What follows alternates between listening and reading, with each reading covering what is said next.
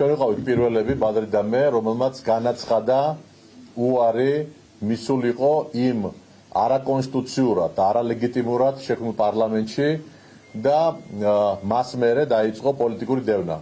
ეს იყო პოლიტიკური განაცხადი და შესაბამისად ჩვენ მასზე განვაცხადეთ უარი. თქვენ იცით რომ მეორეჯერ დამიბარეს და ამ დაბარებაზეც ძალიან მკაფიო პასუხი მიიღეს მყისეურად. ჩვენ არ ვაპირებთ მეორეჯერ, მესამეჯერ თუ მეათეჯერ დაბარებულ არალეგიტიმურ კომისიაში მონაწილეობის მიღებას. იმიტომ რომ ეს პარლამენტი არის არალეგიტიმური და ჩვენ მხრიდან მას არასდროს არ ექნება აღიარება.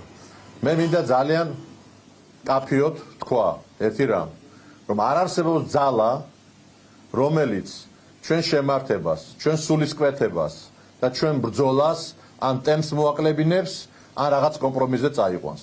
დღეს ჩვენ შეიძლება ვნახოთ სხვადასხვა ტიპის გადაწყვეტილება ან საპატიმრო, მაგრამ მიუხედავად ნებისმიერი გადაწყვეტილებისა, კიდევ ვიმეორებ, ძალიან მკაფიოდ უგზავნი ამ გზავნილს ბიძინა ივანიშვილს, რომ არ არსებობს ძალა, რომ მე და ჩემ გუნდს შენი შეგვეშინდეს. ეს მე ვთქვი და კიდევ ვიმეორებ. იმიტომ რომ ეს ბრძოლა არის ჩვენი ქვეყნის ხვალინდელი დღისთვის, თავისუფლებისთვის, თავისუფალ სამყაროსთან ინტეგრაციისთვის და არა ისეთ ქვეყნებთან, რომლის ესე თქვათ ლიდერების პანაშვიდზე შენ ეგრეთ წოდებულ პრემიერ-მინისტრს აგზავნი. ეს არის ბრძოლა. ეს არის განსხვავება ჩვენ შორის, ეს არის განსხვავება ჩვენ შორის, ეს არის ის, რისაც ჩვენ ვართ პოლიტიკაში. 5 წელი დაგვძდებდი, რომ 12 წლიანი მუხლი მოგესაჯა, არ დაგვიტოვებია ქვეყანა და გეუბნები არც ახლა ვაპირებთ ქვეყნის დატოვებას.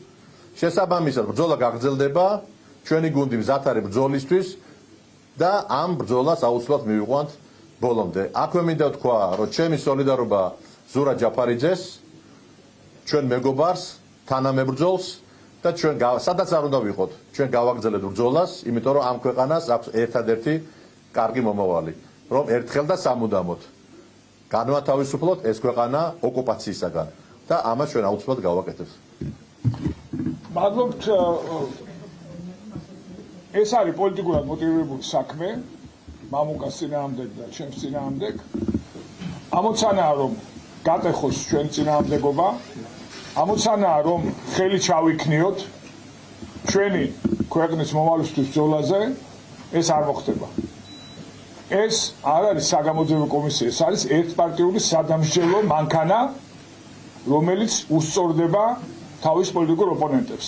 აქედან გამომდინარე, ეს თემა მსოფლიო მიცის, შესაბამისად ჩვენ უნდა გვესმოდეს, რომ აქ ერთადერთი მიზანი ბიძინა ივანიშვილის არის, რომ ეს სადამსჯელო მანქანა გამოიყენოს ჩვენს გასაჩუმებლად, ჩვენს გასატეხად. ეს ვერ მოხდება, იმიტომ რომ ჩვენ არასდროს არ უღალატებთ ამ ქვეყნის ინტერესებს, არასდროს არ უღალატებთ თავისუფლებისთვის ბრძოლის იდეალებს. ესე იყო მთელი ჩემი ცხოვრება და ესე გაგრძელდება მუდამ. დიდი მადლობა.